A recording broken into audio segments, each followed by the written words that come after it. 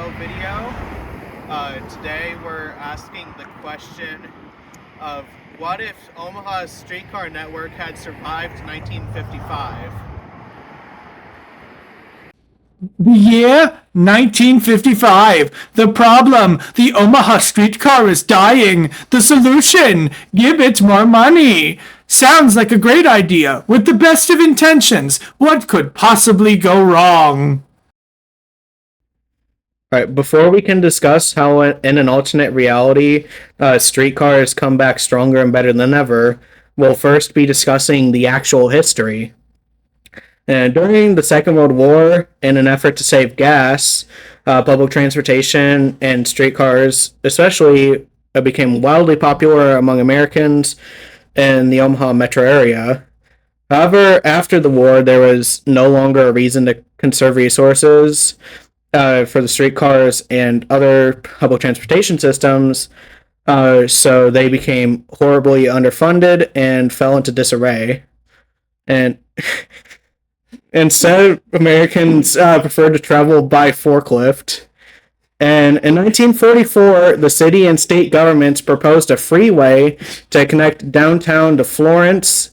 And the plan, which was edited in 1954 as part of the larger U.S. Route 75. And in 1963, this was edited again to the full proposal connecting I-480 to I-680.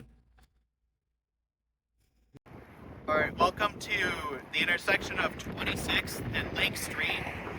Behind me, you have this really cool sign for the Omaha and Council Bluffs Street Railway Company, which was the company that ran the streetcars until they died in 1955, though in this timeline, they didn't actually die. It was merely alleged.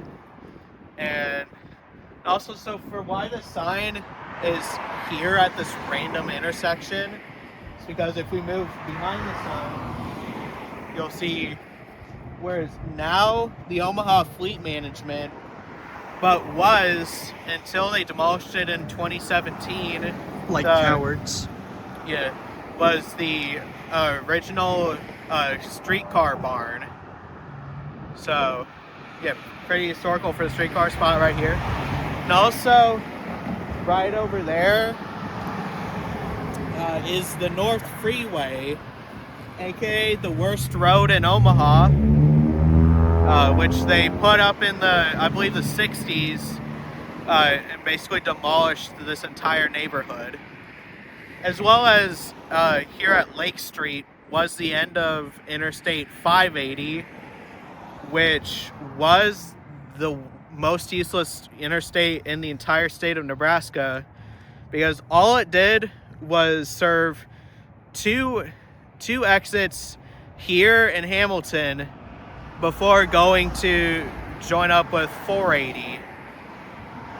And we'll cut to a voiceover to basically bully 580. Oh boy, now that the war is over, all the streetcars are broken down and stinky. I don't want to ride that shit. I'd much rather use my forklift to drive around now. It's much sexier.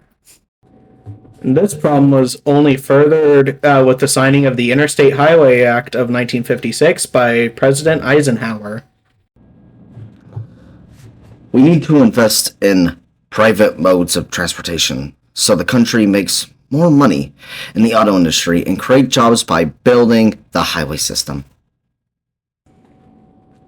However, protests in the northern sections of the route in neighborhoods like Miller Park and Florence throughout the 1960s, in response to the construction of Phase 1 from 480 to Hamilton Street, then Phase 2 from Hamilton to Lake Street.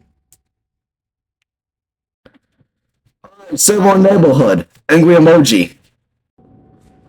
These protests would ultimately lead to the abandoning of further phases of the freeway, leading planners to end the freeway at the junction with Sorensen Parkway, and what would become Interstate 580 to end at Lake Street. And 580 would later be axed due to low traffic volumes, and the junction with 480 requiring expensive upgrades. And now, how the city was saved by Mayor Rosenblatt, who, using the city's funding, will start to fuel the streetcar industry before another character will come in and truly revolutionize our public transportation. Or so we thought.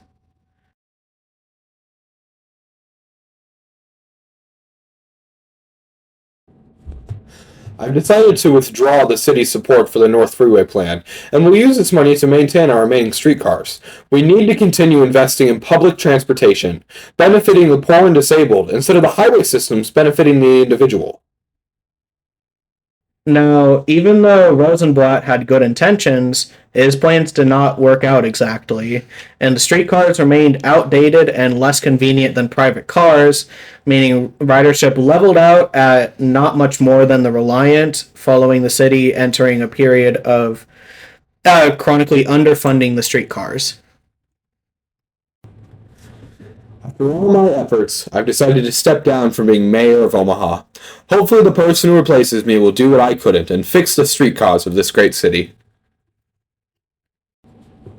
The streetcar system remained super underfunded after Rosenblatt leaves office, and people continue to turn to cars and personal transportation instead of mass public transportation, and many streetcar lines close down.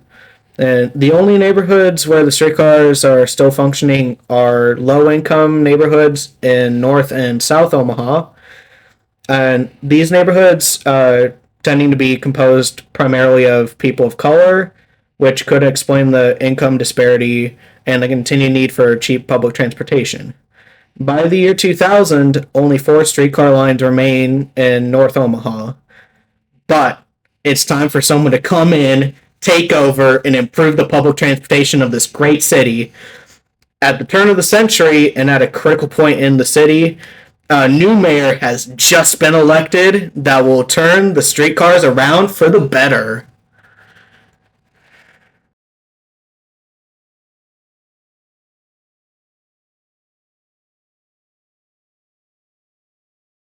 And his name is John Mike Fahey.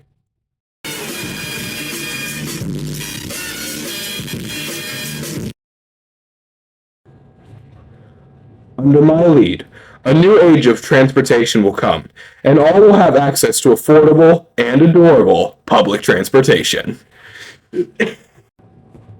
Following his election in 2001, Mike Fahey began a, quote, streetcar renaissance in response to increased ridership in the late 1990s from growth in the neighborhoods along the existing lines.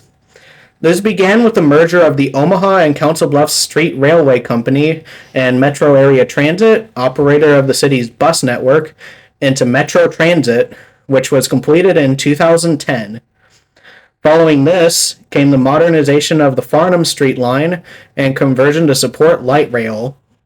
After many delays due to unexpected findings from studies, as well as lawsuits, this phase wouldn't begin until 2024, partially through a deal between Mutual of Omaha and Mayor Gene Stothert, where Mutual would fund the phase in exchange for acquiring the site of the downtown library to build a new office tower.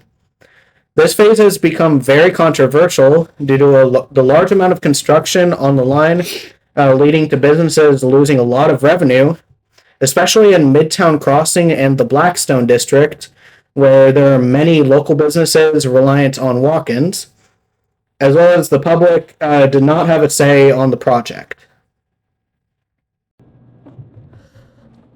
No to the light rail? Save our business. And this would lead to major challengers in Mayor Stothert's re-election for a 4th term in 2025, where she would lose the general election to former county treasurer John Ewing, who ran on assisting local businesses instead of outright canceling the project. As mayor, I will be continuing the modernization of our streetcars, and will be taking steps to work with our local businesses to ensure their short-term survival in the face of the large construction. After the modernization of the Farnam Street line, there will be 2 new branches of the streetcar network created, which will be served by a new Route 15. The first will be a mostly elevated line to Epley Airfield, with stops in Carter Lake, at Charles Schwab Field, providing access once again to the College World Series, then descending onto 10th Street to stop at Capitol Avenue before joining the Farnam Street line.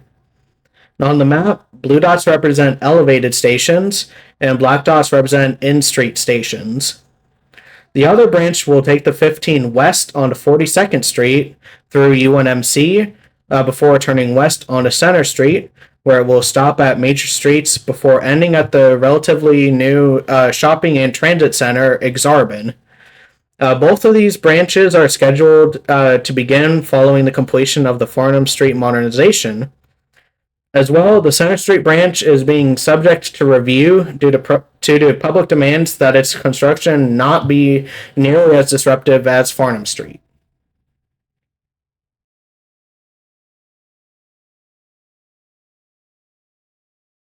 Thank you for watching this video, and thank you to Classy Whale for being a simp and hosting this video.